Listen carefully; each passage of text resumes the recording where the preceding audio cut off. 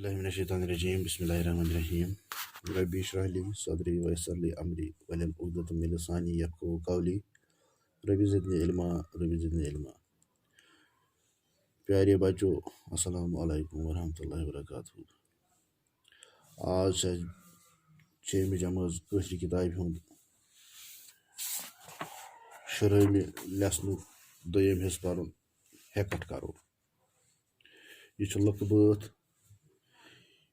यह तरानुमस मज परन बह पर ये तुम थो ध्यान। हेकट करो त्रेकठ मनो दां खार रनो कते वाजवान।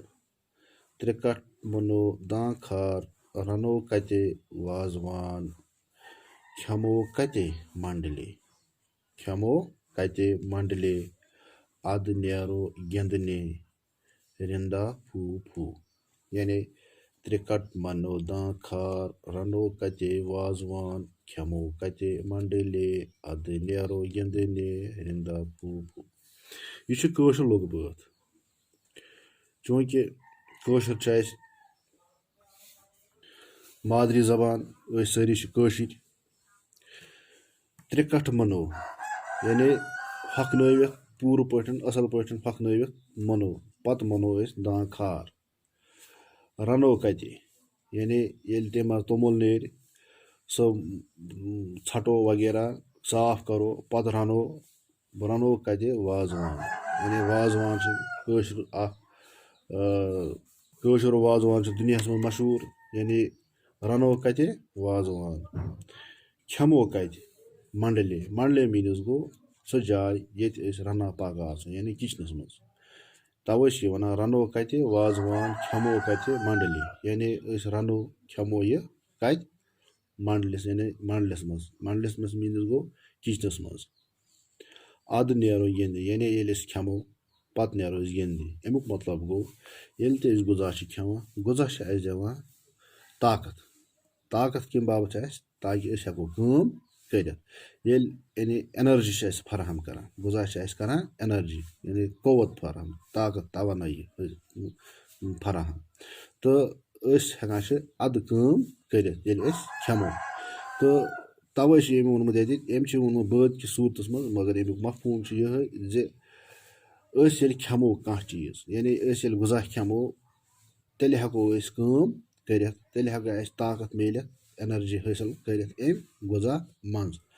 तो यह लेसन 10वीं तो तुम समझ आमुत ये लफ्ज तो मानी। कंज गो हचू या कन्यू वकुल यथ मज दान मुनान। डुलिज गो गल खोल त्रामू या कतरु बंद। त्रिकट गो वार पट हकनवित त्रुशमुत। मंडल गो आर बान मंडल किचन। खार गो दान खार गई 70 किलो। शरह त्रख यानी शरह त्रख गो 70 किलो यह गो दान खार। अच्छा लग हार लफ्जो सत भरू खाली जाय। पियान मुनान पिसान मंडान। दान कंजस मज क्या दान मुनान कंजस मज। ओट पीसान ग्रटस मज। अच्छा ओट मांडान डुलज मज। चोट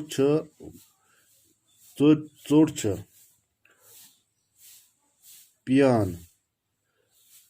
चोट यह सॉरी पियान यह पयान। चोट पयान ताज मज।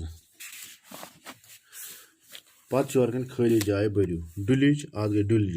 कतिज कतज चंगिज चंगिज पतज पतज बतच बतच लचज लचज छावज छावज। दान कत मज मुना दान कंजस मज मुना। तोमुल कत मज पीहान तोमुल ग्रटस मज पीहान। ओट कत मज मंडान ओट डुलज मज मंडान। चोट कम बगरो गाम बगरो चोट बगरो मामन।